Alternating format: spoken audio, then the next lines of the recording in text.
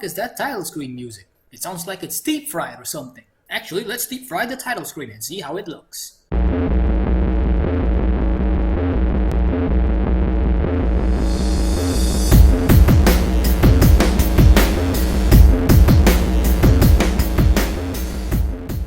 Moving on, there's nothing quite like continuity between games, even if the game wasn't particularly good.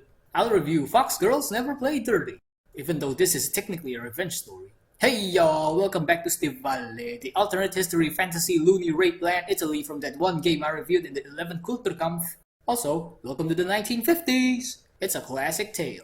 Around 10 years ago, Stivale joined the wrong side in the World War, and presumably did the old switcheroo. Let me stab myself with some anesthetic to prevent myself from going into the history of the war rather than reviewing the game. So, Stivale fought the World War. At that time, they were ruled by a dictator known as Supreme Leader Dovia, which doesn't remotely sound like Mussolini, but maybe that's not the point. Had a civil war at one point, probably due to the site switching, and now Stivale is a proud promiscuous nation. That means they adopt the ideology of promiscuism, which is the ideology where you have sex. I imagine this is how people convert. Hey my dude, I'm a proud fascist. Cool, I'm a believer of promiscuism. The fuck is that?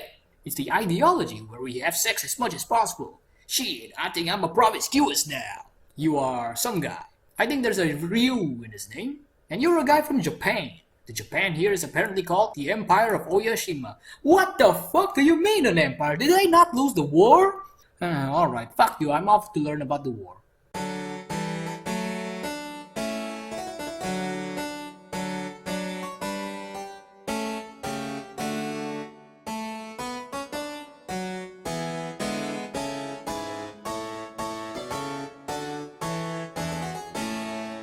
Okay, so apparently Stivale joined forces with the Empire of Oyashima and the Holy Empire. Holy Empire? What the fuck? What happened to Prussia? And that seems to be everything. Also, the Stivalians used a machine gun called the S-37, which is probably the Italian Breda M37 heavy machine gun, but with one letter replaced. What's next? Soviet C-34s?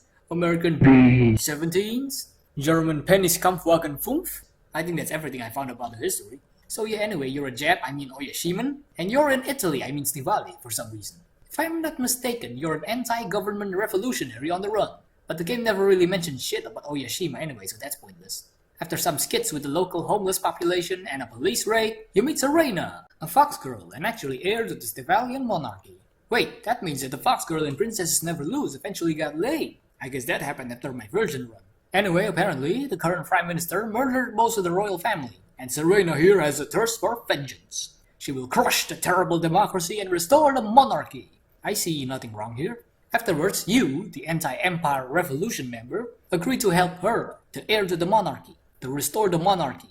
Seems fine to me. Then we somehow get goggles that can see someone's sex status. This is some advanced piss for 1950. Devs, you don't need to make such a random device to rationalize the sex status menu. Moving on, we exit to this place named Cazzo District. And I thought that word sounded familiar. And I was right. Apparently, Cazzo is a pretty versatile word, meaning penis, dick, and shit. If there's one thing I can say about this game, it's openly vulgar. For example, there was one door whose password was "blowjob scenes are the best part of every porno," which is objectively wrong, but whatever. I guess this is what you expect from believers of promiscuism. Let's stop getting sidetracked and continue with the plot. The first thing you do after joining the princess is to suppress a workers' strike. Classic monarchist move. Eventually you get into more fights with the police, fight the damn mafia, you know, cause it's the 50s. Was the 50s like some mafia era or something? And fight an ancient super weapon. Normal stuff. Let's see now. Combat is mindless.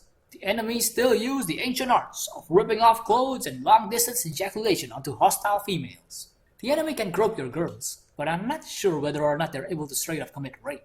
Also, I replayed a bit and forgot that some enemies also pee on you to show dominance and reduce defense. Panther H here, about to nag regarding character design again. Shout out to the previous game whose best character is the nun, not the fox. Main characters, side characters. Main characters, side characters. If you think that the side characters look better, then you got my point. Hey you wankers over at Avant-Garde, why do your side characters look better than your mains? The main heroine looks better than Princess Never Lose, I suppose. She looks more petite. Oops, references. The other main heroine is a bit forgettable for me. The only thing about her is her huge jugs. Set the team, Panther! Alright, sex scenes tonight will be humiliation! The system of sexplomacy makes a return. Apparently 1 or 2 world wars were unable to shake the very foundation of human horniness. The usual defeat scenes also play out. Example scenario shown on your screen. The aforementioned side versus main debacle also applies to the sex scenes. The side characters' sex scenes are few, yet good looking, while the mains, many and less good looking than the previous. The blue-haired lovely lady I showed earlier, only 2 scenes. One where she's stuck in a wall and gets deflowered and gangbanged by dozens of people, and the other with you, the protag. But I didn't do the first one, so supposedly the protag's the one who deflowered her. But who knows? Anyways, you get to choose between the 2 main heroines to date after a certain point in the game, finally claiming their heart-preserved virginity. You can also cheat on the one you chose, to fuck with the other one, which doesn't really have any lasting effect. Kinda lame. There's also a scene where you have a threesome, but I don't know how to get there. Alright, I have 2 nickels now because there are 2 hentai games about an alternate history Italy. I'd bet I'd eventually have 3 nickels with another hentai game about modern alternate history Italy, where there sits our somehow also a fox girl protagonist in an online meeting with the alternate history Italian parliament. And a porn video featuring her is suddenly screen shared. This is actually a pretty good idea, and I allow Avantgarde to use this concept for free. Give me some credit though. To conclude, game does some weird shit of toppling a somewhat democratic dictator in favor of a monarchy, also has mindless combat and okay-ish porn. Nothing particularly special, but it's always interesting to see some alternate history, even if it's set in loony fantasy rape land. Hey, Panther H here, back with another video. If you liked the video, please consider giving it a like, a comment, and maybe subscribe. Well, if you didn't like it, then you don't need to do that. Well, anyway, have a nice day. Thanks, bye.